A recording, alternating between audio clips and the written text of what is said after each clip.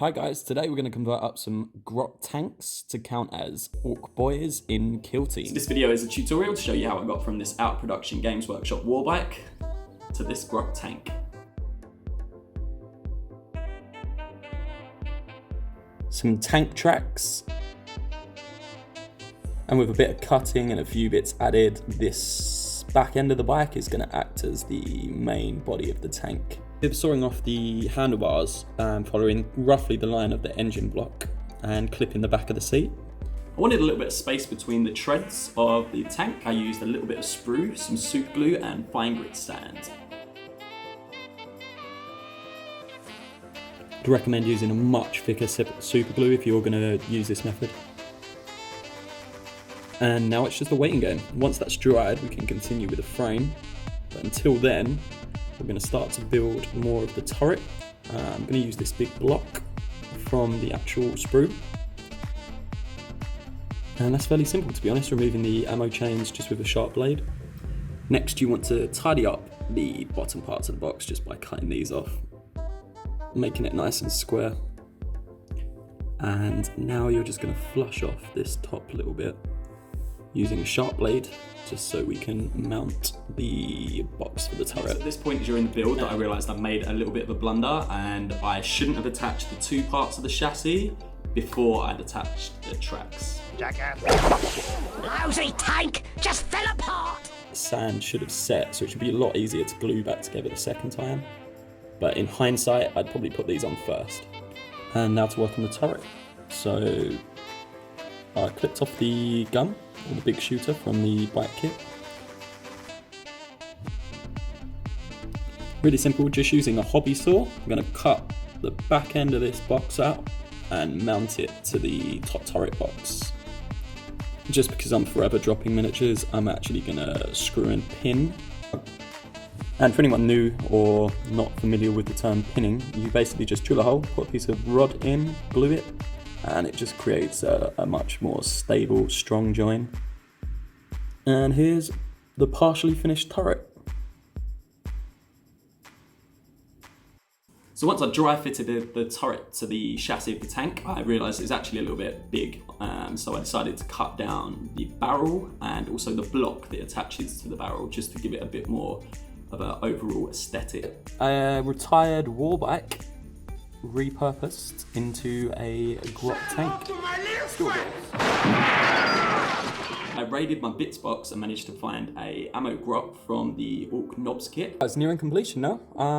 So I've cut the legs off the little ammo grot. I've drilled out the top of the tank and mounted a bit of stone in there, or a bit of debris, just to raise the grot up. And now I've just got to glue them together. And this is what it looks like so far. I've just had to remove the fingers on the back because I'm going to sculpt those up as if he's holding onto the edge. I won't put the head just on yet, there's no point. I'll wait until I've got all the sculpting done in place. And it's really starting to come together now. I could use plastic art to fill in the gaps over the main frame of the tank, but I don't have any.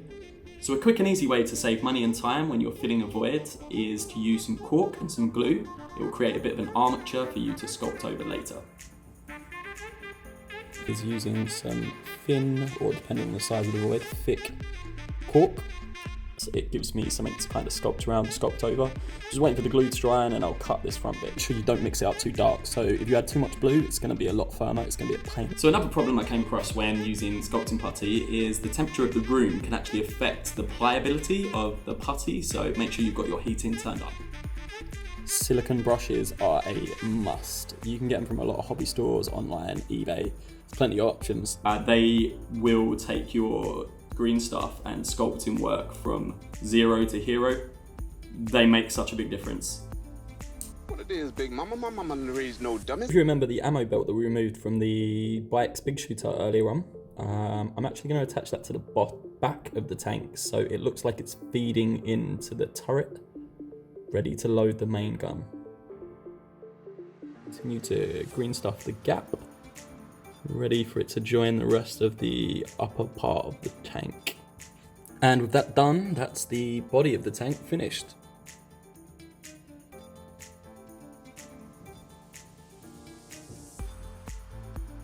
And what I'm actually going to do is magnetize the turret and the top of the tank frame so I can swap in and out all the different weapon options. Now to focus on the hands. I know this hand looks horrendous right now, but it will improve. And to be fair, that grot is tiny. So at this point in the sculpt, I've left the green stuff setting for about 2 hours, so it's really starting to firm up and I can refine the edges of the fingers. Take a second pass with some lighter coloured green stuff, which will be easier to work up, and tiny amounts. Going to roll up 5 little strips like this into points and cut the tips off and use them for nails. It's an absolute tiny amount, but it's only a fingernail. And they're pretty much finished. Used a couple of tiny little silicone brushes, as well as a few just random tools and bits and pieces. To be honest, with sculpting tools you can pretty much make anything work. Right, so it's pretty much finished. I'm going to add a couple of little armoured spikes and extra pieces across the main chassis and frame of the tank. I finally finished it, put all the rivets in place, and it is complete. Just gotta wait for the green stuff to set, and it's ready to be painted. So after I filmed all this, I actually realised that I forgot to add the exhaust to the back of the tank. So in a future video, when I come around to painting it, I'll update you on that. The other thing I'd like to mention is that hand looks fairly decent once I'd finished it on the second pass. Yeah, well, you know, that's just like your opinion, man.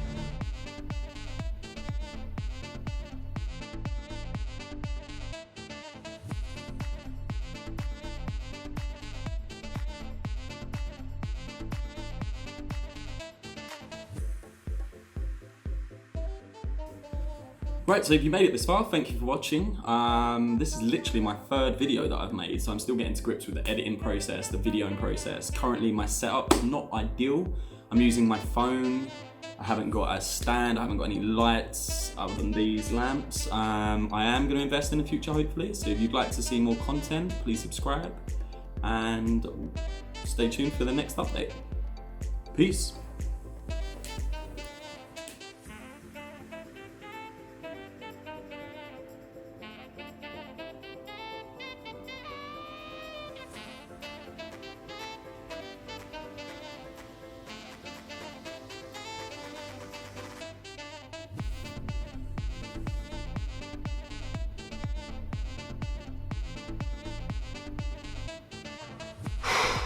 Boy, that escalated quickly. I mean, that really got out of hand fast.